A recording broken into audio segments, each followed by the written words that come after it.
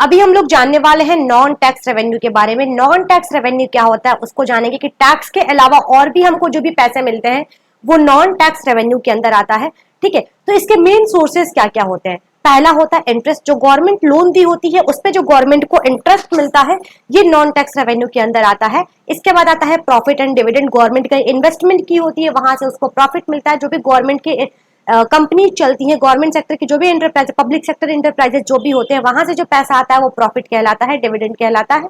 ठीक, इसके बाद फीस, जो लोग फी भी सबमिट करते हैं गवर्नमेंट इंस्टीट्यूशंस में जो फीस सबमिट होती है वो भी गवर्नमेंट के रेवेन्यू के पार्ट होती है।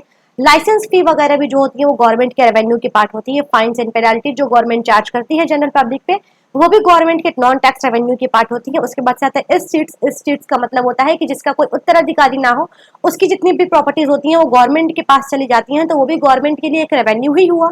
इसके बाद आता है हमारा गिफ्ट्स एंड ग्रांट्स, जो गवर्नमेंट को जो गिफ्ट मिलते हैं वो भी तो एक टाइप का रेवेन्यू हुआ। अब भाई पैसे में 10,000 करोड़ मिला है तो गवर्नमेंट अपने पास रखेगी तो नहीं, उसको खर्चा ही करेगी। उसके बाद आता है हमारा फोरफीचर में जब टाइम तक जो है किसी को अगर फाइन्स पेनल्टी चार्ज की जाती है तो वो टाइम पे अगर अपना पैसा नहीं सबमिट करता है तो उस पर और भी कुछ पैसे चार्ज किए जाते हैं, उसको हम लोग बोलते हैं फोरफीचर। उसके बाद आता है हमारा स्पेशल असेसमेंट। स्पेशल असेसमेंट क्या होता है, जब देखा होगा कि कई हाईवेज बन जाती हैं उसके बाद जो जमीनें होती हैं वो थोड़ी महंगी हो जाती हैं, तो गवर्नमेंट भी उस पर कुछ पैसे चार्ज करती है कि देखो भैया मेरे खर्चा करने की वजह से जो है तुम्हारे यहाँ की जमीनें जो है महंगी हो गई हैं, तो गवर्नमेंट उससे भी कुछ पैसा लेती है, वो भी हमारे नॉन टैक्स रेवेन्यू के अंदर आता है। इसके बाद हम लोग जानेंगे कैपिटल रिसिप्ट। कैपिटल रिसिप्ट क्या होता है हम लोग इसके बारे में जानते हैं, तो देखते हैं कि it refers to those receipts which either create a liability or cause a reduction in the asset of the government. They are non-recurring and non-routine in nature.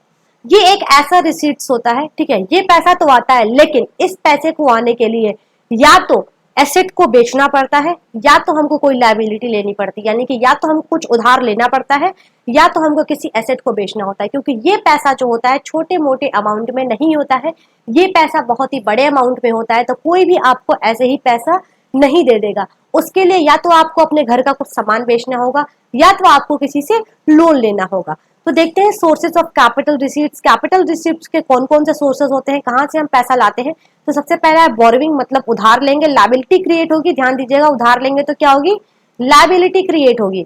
ठीक है, रिकवरी ऑफ लोन्स, हम लोन को जो है लेंगे, भाई loan तो हमने दिया हुआ था, लोन हमारा ही पैसा था जो हम लोगों ने दिया हुआ था, लोन को हम रिकवर करेंगे। और अदर रिसीट्स में क्या क्या चीजें आ जाती हैं, और भी कुछ तरीके, जैसे कि डिसइन्वेस्टमेंट, जैसे कि हम कुछ बेच देंगे, हम अपने जो है जो भी हमारा इन्वेस्टमेंट रहा होगा हम उसको बेच देंगे। उसके साथ साथ स्मॉल सेविंग्स, जो छोटी छोटी सेविंग्स होंगी वो भी हमारे कैपिटल रिसीट्स के अंदर आती हैं। इसके बाद हम लोग चलेंगे नेक्स्ट टॉपिक जो है रेवेन्यू एक्सपेंडिचर। रेवेन्यू एक्सपेंडिचर क्या होता है, ये एक ऐसे प्रकार का खर्चा होता है, ना तो इसमें जो है एसेट क्रिएट होता है, ठीक है, हम खर्चा करेंगे, इसमें हम खर्चा तो करते हैं लेकिन हम इसमें से कुछ सामान ना तो खरीद के लाते हैं और ना हम किसी प्रकार की लायबिलिटी को खत्म कर देते हैं, ना तो हम अपनी कोई जिम्मेदारी खत्म कर देते हैं। अब भाई हम पैसा खर्चा कर रहे हैं, 1,000 रुपए लेके जा रहे हैं, 1,000 रुपए अगर हम ऐसे तैसे में खर्चा कर दिए तो वो हमारे लिए क्या हो जाएगा, रेवेन्यू एक्सपेंडिचर हो जाएगा। लेकिन अगर हम उसी 1,000 रुपए का कुछ सामान खरीद के लेके आएंगे तो वो हमारे लिए क्या होगा, कैपिटल एक्सपेंडिचर हो जाएगा। ठीक है, मतलब कि ऐसा पैसा जिसको हम ऐसे ही खर्चा कर दे रहे हैं, ना तो उस पर कोई एसेट आ रहा है, ना तो उससे कोई एसेट हम खरीद के लेके आ रहे हैं, ना तो उस पे उसकी वजह से कोई लायबिलिटी कम हो रही है, तो वो क्या कहलाएगा, हमारा रेवेन्यू एक्सपेंडिचर कहलाएगा। और ये रेकरिंग इन नेचर होता है, ये रोज रोज होता है।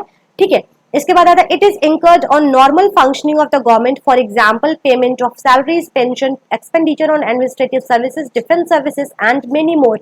ये जो होती है वो normal functioning of the government पे होती है। ठीक है, उसके बाद से जिसमें क्या क्या चीजें आती हैं, पेमेंट ऑफ सैलरीज आती हैं, एक्सपेंडिचर आता है, एडमिनिस्ट्रेटिव सर्विसेज, डिफेंस सर्विसेज आती हैं और मेनी मोर। ये सब जो डे टू डे चलती रहती है ना, जो गवर्नमेंट के काम डे टू डे चलते रहते हैं, जो उस पर खर्चा होता है वो हमारा रेवेन्यू एक्सपेंडिचर कहलाता है। इसके बाद हम लोग चलेंगे अपने नेक्स्ट टॉपिक की तरफ जो है कैपिटल एक्सपेंडिचर। अब रेवेन्यू एक्सपेंडिचर का टोटल उल्टा जो होगा वो कैपिटल एक्सपेंडिचर होगा।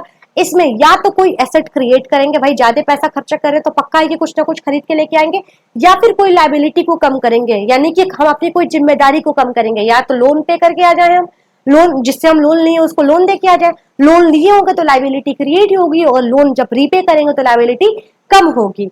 ठीक है, तो यहाँ पे देखिए वही चीजें लिखी हुई है कि it refers to the expenditure which either create an asset और causes a reduction in the liabilities of the government, यानी कि या तो ये कोई एसेट को क्रिएट करता है या फिर जो है ये क्या करता है, लायबिलिटीज को कम करता है। ये कैसा है, नॉन रिकरिंग इन नेचर है, मतलब कि ये बार बार नहीं होता है। इसके बाद it adds to the capital stock of the company and increases the productivity through expenditure for a longer period of time.